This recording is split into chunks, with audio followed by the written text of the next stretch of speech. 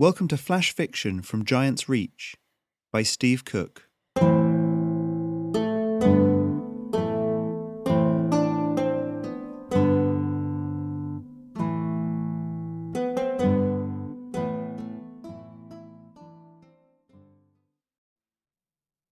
Hey, and welcome back to the podcast. This is the second of 3 episodes of The Messenger. I'm really enjoying getting ready to play a new D&D game, and I'm finding that a lot of the same questions that I ask myself when I'm writing a novel, I'm asking myself now as I get ready to DM this game. World building is something I love to do, and I sometimes feel that I perhaps do a little bit too much of it. So with this game, I'm starting to do a bit less and kind of let the story evolve and grow more naturally. I wonder whether the same approach would work for a novel, to kind of let it grow more naturally. It might help the characters to feel more characterful and the setting to sort of evolve. It's different to how I've done it before, but I'll see how it goes. Until then, enjoy this episode.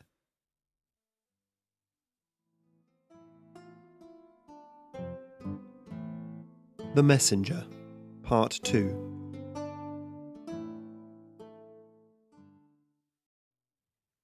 The manufactory was a red-bricked skull of a building, eyes of dark glass staring down onto the cobbled street.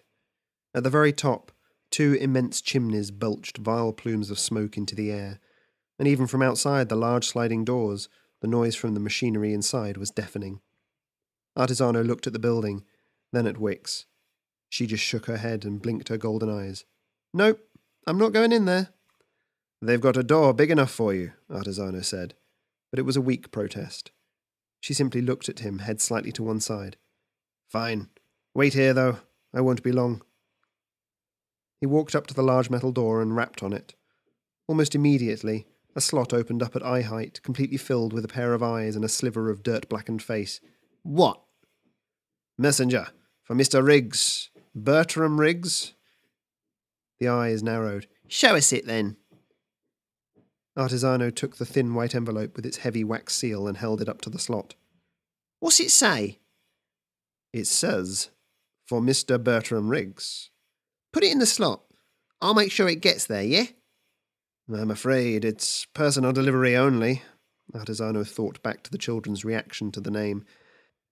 "And I'm sure that Mr. Riggs would be disappointed were anyone to cause its lateness. He is expecting it, I'm sure."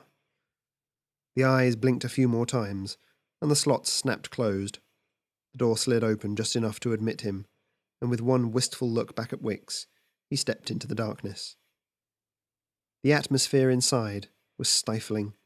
Smoke cloyed at his nose, and breathing through his mouth wasn't much better. The very air tasted of dust, a telltale metallic tang. His eyes slowly adjusted to the gloom. Behind the door, on a high stool, was an incredibly short man dressed in a creased shirt and trousers, a fat cigarette dangling from his lips. He gestured one stubby thumb into the darkness and blew out a ring of smoke. "He's through in the back, top floor."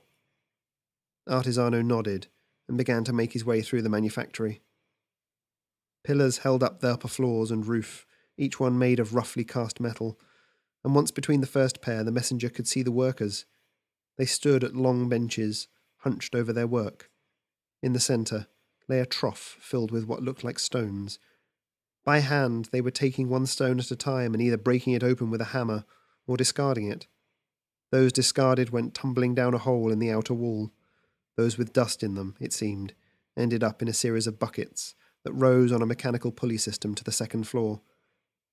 The workers were all filthy and thin, mostly old or infirm, and around them ran children no older or healthier than the 2 outside had been. Any fragments of stone that fell, they picked up, inspected, and tidied. A set of stairs, wood-bounded in metal, led up towards where most of the noise was coming from. On the next floor, the pulley system was being powered by patchy-furred uplifts turning large wheels, mostly dogs. Others were working grinders, iron wheels that could be turned by handles designed to grind the yellow-containing stone down into a powder. There it could be loaded into another pulley bucket system, for its upward journey. Artisano caught the yellow eyes of one of the uplifts for a moment, a sickly-looking rabbit. Its ears were ragged, hanging down over its back, and it paused in its work. Before Artisano could say anything, a burly man in a white shirt and braces burst out from a nearby corner. "Oi! Back to work, long ears!" The man, an enforcer of some kind, carried a pointed metal stick, and as he brandished it, the rabbit shied away. It bent its head, studiously ignoring Artisano as it turned its assigned handle. What the hell is this place? Artisano swallowed down a feeling of unease that had settled into his stomach and climbed onwards. The top floor came with a wave of heat. Here, great stone cauldrons, 10 feet tall, were set up over burners. Humans and uplifts worked at them, stirring the contents with long sticks or adding more bowlfuls of the dust and stone powder mixture. A trio of women made their way from one cauldron to the next, siphoning off bottles of yellow-tinged liquid, all under the watchful eye of a thin man with a piece of wood.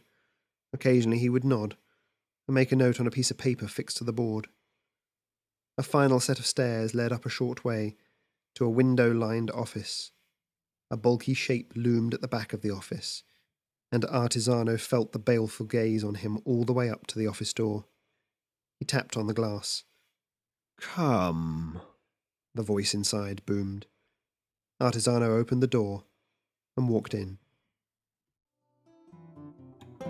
You've been listening to flash fiction written for my Patreon, Giant's Reach. If you'd like to become a supporter, go to patreon.com/Giant's Reach, where you can find more fiction just like this,